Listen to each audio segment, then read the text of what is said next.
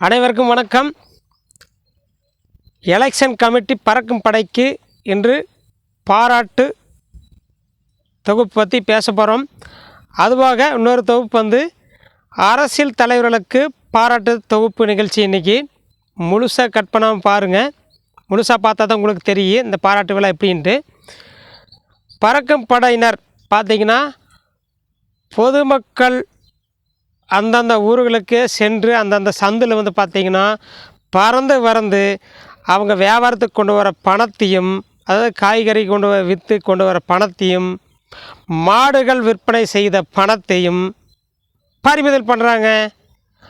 அதுபோக பார்த்திங்கன்னா மருத்துவ செலவுகளுக்கு நண்பர்களுக்கு உதவக்கூடிய பணத்தையும், மருத்துவ செலவு செய்கிற பணத்தையும் பறிமுதல் பண்ணுறாங்க. இதெல்லாம் வந்து ரொம்ப பாராட்டுக்குரியதுங்க. இது வந்து அத்தனை பேர்த்துக்கு தெரியப்படுத்துங்க. ரொம்ப முக்கியமான தொகுப்பு. இந்த மாதிரி எலெக்ஷன் கமிட்டி வந்து அறிவிச்சது அவங்களுக்கு ஒரு பாராட்டு. அதுபோக எம்எல்ஏ எம்பி அந்தந்த தலைவர்கள் அந்தந்த காலகட்டத்தில் பார்த்திங்கன்னா இருக்கிற ஆட்சியாளர் பார்த்திங்கன்னா அங்கன்வாடி உதவியாளர் பார்த்திங்கன்னா 2 லட்சம் லஞ்சம் கொடுத்து அந்த வேலையில் சேர்றது. அதுபோக அங்கன்வாடி டீச்சர் அவங்க வாங்குகிற சம்பளம் பார்த்திங்கன்னா 12,000. அங்கன்வாடி உதவியாளர் பார்த்திங்கன்னா அவங்க வாங்குகிற சம்பளம் பார்த்திங்கன்னா ஒரு 9,000 8,000 அந்த மாதிரி வாங்குகிறாங்க. ஆனால் அந்த டீச்சர் வந்து 4 லட்சமோ 5 லட்சமோ வந்து லஞ்சம் கொடுத்து சேரணும். அதுபோக ஒரு தாலுக்கா ஆஃபீஸ் ரீதியாக போய் சேரணும்னா அவங்க ஒரு 7 லட்சம் 8 லட்சம் கீழ்நிலை ஒரு 20,000 சம்பளத்துக்கு சேர்றதுக்கு வந்து கொடுக்க வேண்டிய சூழ்நிலை. இதுக்கு ஒரு பாராட்டு அவங்களுக்கு. அதுபோக மற்ற ஐவத்துறை அந்த மாதிரி டிபார்ட்மெண்ட்டில் சேர்றதுக்கு பார்த்திங்கன்னா 5 லட்சம். வெட்னரி டாக்டர் அந்த மாதிரி சேர்ந்திங்கன்னா ஒரு 60 லட்சம் கொடுக்க வேண்டியது. அதுக்கு ஒரு பாராட்டு அவங்களுக்கு. அது போக பார்த்திங்கன்னா மின்சாரத்துறையில் வந்து சேர்ந்திங்கன்னா அதுக்கு ஒரு 50 லட்சம். இதே வந்து எம்பிபிஎஸ் டாக்டருக்கு சேர்றதுக்கு பார்த்திங்கன்னா ஒரு 2 கோடி. அந்த மாதிரி ஒவ்வொரு துறையிலும் பார்த்திங்கன்னா லஞ்சம் கொடுத்து இந்த வேலைக்கு சேர்றாங்க.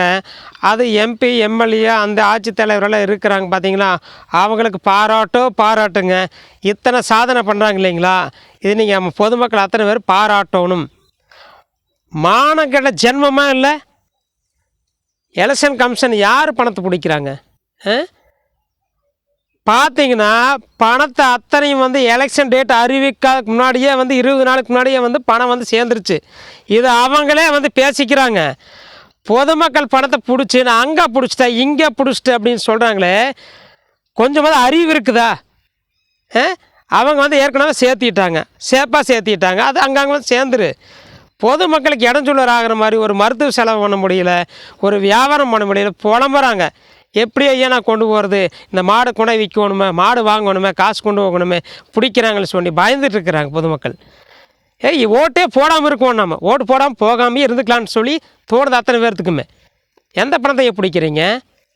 அதே மாதிரி இப்போ பேசுன மாதிரி ஒவ்வொரு துறையில் வந்து லஞ்சம் நல்லா வந்து திறமையான ஆட்கள் வந்து சேர முடியாமல் தவிச்சிட்டு இருக்கிறாங்க பாவம்.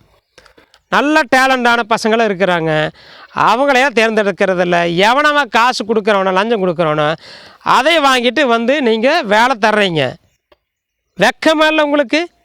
இதை வந்து பொதுமக்கள் வந்து எல்லாமே வந்து இணையதளத்தில் கண்டிப்பாக பரப்புங்க. நல்ல விஷயத்த அனுப்புங்க. ஐயா என்னென்ன பண்ணுறாங்கன்னு அனுப்புங்க. திருடி திங்கிறானுங்க. சம்பளமே போதாத சம்பளம் வந்து ஒரு கவர்மெண்ட் சர்வெண்ட் வந்து பார்த்திங்கன்னா ஒவ்வொரு துறையில் பார்த்திங்கன்னா 50,000 60,000 70,000 வாங்கினா, அது போக மானக்கட்ட ஜென்மமாக இந்த மாதிரி லஞ்சத்தை வாங்கி பொழைக்கிறீங்களே, பொழப்புக்கு தூக்கு போட்டு சாகலாம்ல. இது யார் வந்து நல்ல ஆட்சியாளர் வந்து யாரும் வந்து தேர்ந்தெடுக்கிறது நம்ம அந்த மாதிரி விரும்புங்க. இல்லைன்னா ஓட்டு போகாமல் இருந்துக்கலாம். நாம் வந்து என்னத்தை அவங்க பிடுங்க போகிறாங்க? என் வாயிலேருந்து வார்த்தையே பேசாதாள். நான் மக்களுக்கு நல்லது நினைக்கிற ஆள். எனக்கே வார்த்தை வருது, என்னால் முடியல. தயவு செய்து அத்தனை பேர்த்துக்கு வந்து இந்த பாராட்டு விழா வந்து ஷேர் பண்ணுங்க அப்படின்னு சொல்லி நான் கேட்டுக்கிறேன். முடிஞ்ச ஒவ்வொருத்தர் வந்து பார்த்து ஷேர் பண்ணுங்க. ஐயா நல்ல விஷயத்தை வந்து ஷேர் பண்ணுங்கள்.